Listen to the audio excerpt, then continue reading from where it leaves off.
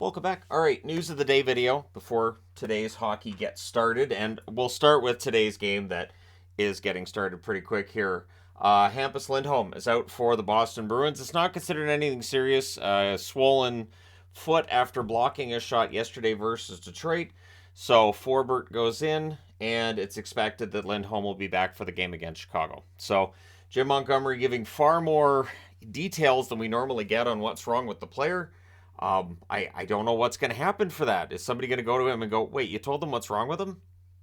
Why didn't you just say it's a lower body injury? Anyways, all the best to Lindholm. Hope he enjoys the day off and all that. But at the top of the board, so Evander Kane, letting it be known, coming into last night's pretty testy game against the Leafs, that he believes Bunting dives and embellishes. Clearly referees believe this too. This is something that's become a talking point during recap videos. That he just doesn't get calls anymore. It just doesn't happen. And what's interesting is he was getting a lot of calls early in the season. I think he led the league in calls drawn. And a referee at some point clearly decided that's enough, or they collectively decided that's enough. And so, yeah, Kane basically saying Bunting dives and embellishes. Bunting was asked about these comments by Evander Kane, and his answer was, I don't care. I don't care. Bunting, either he's going to have to adjust his game or he's going to have to get used to not getting those calls. And it's interesting because, you know, it's a debate we have when it comes to hockey is, okay, so you get tripped, but you really, really sell it, right? So you sell it to get the call. If you don't sell it, you probably don't get the call. There's like an in-between there, or, you know, call the rule book. That's always been the crazy revolutionary idea I've had. Call the rule book. So if somebody breaks the rules, you call it. And the embellishment rule to me is an odd one. It's caused a lot of consternation and a lot of fans to get upset at it. And I get it, but there's times that embellishment gets called just because they don't want a power play. At least that's how it looks to me, because there's times that they call embellishment that I don't think it's quite as obvious as in other cases where I'm like, wow, he really tried to sell that. So Tavares has been fined as well. Same game against Desharnais. He's been fined for a slash. Now apparently Desharnais with some cross checks before that slash. I have noticed this season they're not calling cross checking as much as they did last year. Last year they were very vehement about no cross checks and all this.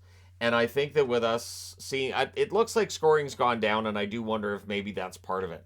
That maybe teams are having an easier time keeping the front of their net clear because they're not calling the cross checks like they did last season. So we'll see if that trend continues. Philadelphia, and the reason I'm wearing a Flyers jersey, feels like it's a whole new day for the Philadelphia Flyers organization. Daniel Briere. So what's interesting is he's the interim general manager. There's talk about the Flyers doing a search for who might be the next general manager. But remember, Briere almost had the job in Montreal. And if Philadelphia doesn't give Briere this job, there are other teams in the NHL that will. So unless somebody steps in who's going to be an excellent replacement, right now, Briere is seen as likely to stick around and end up being named the permanent general manager for the Philadelphia Flyers. And I think he's saying the right thing, saying they need to rebuild. And that's what's necessary for the Philadelphia Flyers. And now there's a lot of discussion about, so if it's a rebuild, who's going to stay, who's going to go, how's he going to trade some of these contracts. And so it's a whole new discussion. It's another team going into a rebuild. It would be interesting to do a video on, okay, so these teams are in a rebuild, these teams are going into a rebuild. How many teams are rebuilding right now? It feels like there's a lot, but at any rate, the Flyers are in need of it. They are overdue for that rebuild. Trevor Van Riemsdyk yesterday signed a 3-year extension with the Washington Capitals worth $3 million per season. I would have gladly done a news video if the hockey had paused or something had just, if I had time. I just didn't. But yeah, Van Riemsdyk gets that contract. I think he's had a very good season, and I'm glad he's staying in Washington. I think it's worked out pretty well. We'll see if in the offseason, if Washington decides to give his brother a chance. His brother, on an expiring contract, of course, James Van Riemsdyk with Philadelphia. Highly unlikely, especially with Briere talking about a rebuild, that Van Riemsdyk could be back in Philly. But if he wants to keep playing, Washington could be a good spot for him. And so, yeah, we'll see if those brothers get put together. Or if they get traded for each other at some point, maybe that's going to be the new trend around the National Hockey League. So this is an interesting one. I've been wanting to talk about this in a video, and I'm glad this has been brought up. The GM meetings are going to discuss fights after clean hits. I'm trying to remember which game I was watching last week where there's a clean hit thrown by one player, and then immediately he has to drop the gloves and fight. I think this has gone way too far. So people talk about how the hitting's gone out of the game. This is part of the reason why. And again, over this season, there's been a number of times where there's a hit thrown. It's a clean hit. It's not late. It's not to the head. It is a clean hit. The player who takes the hit usually is not injured either. It's just a nice, clean, hard hit, usually along the boards. And then you have to drop the gloves. So one discussion is, so we don't see hitting in the league as much as we used to. Maybe this is part of the reason why. Maybe I line a guy up for a hit, and I'm like, if I throw a hit on this guy, Zach McEwen's going to jump over the boards, and he's going to try to kill me. So maybe I won't throw this hit. And hitting is important in the National Hockey League. It is a big part of the game, and it does feel like it discourages hitting. Now, there's not a ton of fighting in the NHL, and definitely something that would drop the amount of fighting even further would probably upset some people.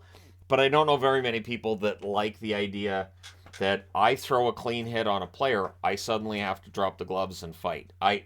And so there's an easy way to solve this. Immediately, the guy who comes over and says, that's it, we got to fight. If there's a clean hit thrown, he's got the instigator, or it's a game misconduct, one or the other. And then we won't see that it'll be gone. It's just that'll disappear, and I think we would see more hits. Like if somebody hits McDavid, that's you don't want to see your star player get hit. But if you're against Minnesota and somebody hits McDavid, fine, you go out and you hit Zuccarello. You go out, and then you can have hitting as an actual answer to hitting rather than a bunch of punching that goes on to the guy who dared to throw a hit. And it's not like they're always on star players either. It can be on anybody. And so I'd be interested to know what other people think of this, because we don't usually have unanimity on everything or anything, but I think people will agree on this, that it's silly to expect guys to have to fight when they throw a clean hit. I don't understand that. I'm not going to understand that because it's new to hockey. This is not something that existed in the 80s or the early 90s. It was just, that was a nice clean hit.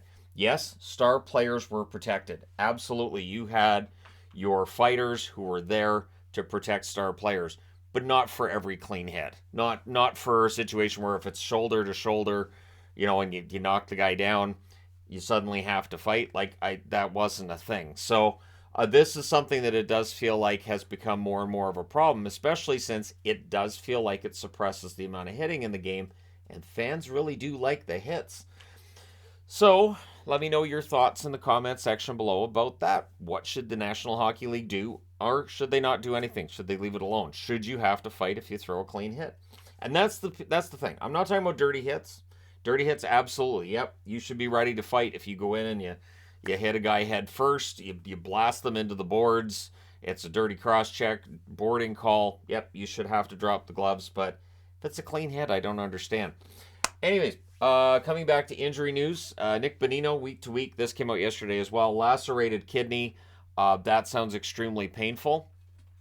That doesn't sound like a pleasurable experience at all. So for Bonino, he's out. I've heard 2 to 3 weeks is the expectation. And we'll see how things go. Of course, he's just arrived in Pittsburgh not too long ago. It means he has fewer games that he'll be playing for them before they hit the playoffs. I guess you could argue he's going to be well rested, but with a lacerated kidney, I don't know what kind of rest you get with that. Again, it just sounds painful. Buffalo news. So, for Sabres fans, of course, coming off of this week where their playoff expectations take a real hit. Now Dahlin's out day to day. Upper body injury for him.